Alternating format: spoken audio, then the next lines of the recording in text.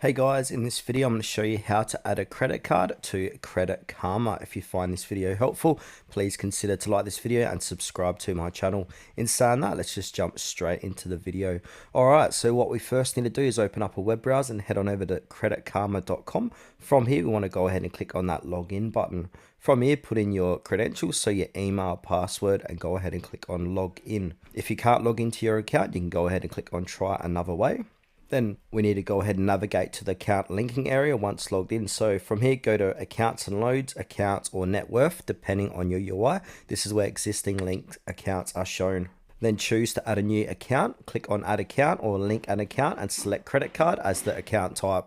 Now you want to find your credit card issuer, so use the search bar or browse the drop down menu to locate your credit card provider. Credit Karma supports a wide range of institutions.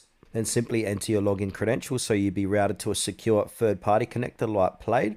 Enter the username and password you use for your credit card online account. Your data remains encrypted and handled securely. It isn't stored by Credit Karma. Then from there, you just need to simply complete verification and then review and confirm.